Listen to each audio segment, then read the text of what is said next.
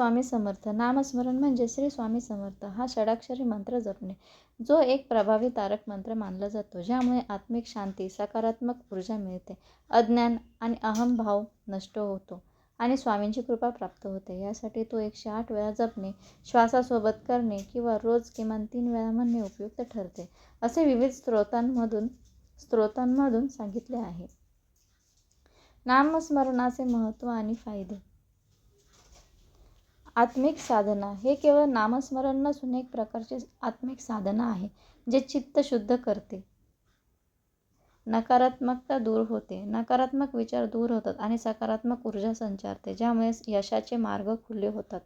प्रारब्ध कर्म नष्ट होतात. यामुळे प्रारब्धाचे कर्म नाहीसे होते आणि भीती दूर होते, कारण स्वामींची शक्ती पाठीशी असते.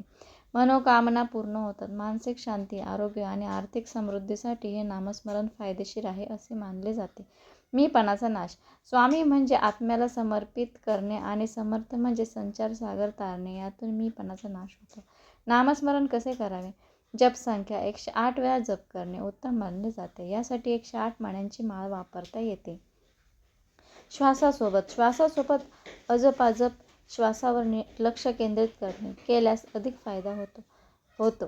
सातत्य. रोज शक्य असेल तेव्हा किंवा किमान 3 वेळा नामस्मरण करण्याचा प्रयत्न करावा. वेळ. सकाळी आणि संध्याकाळी दिवे लागणीच्या वेळी करणे चांगले. मंत्राचा अर्थ. भस्म करणे. अज्ञान, अहंकार. मी, माझे अज्ञान, अहंकार, शत्रू, समर्थ, संसार सागर सहज पार करण्यासाठी स्वयंभू शिवतत्व जागृत करणे.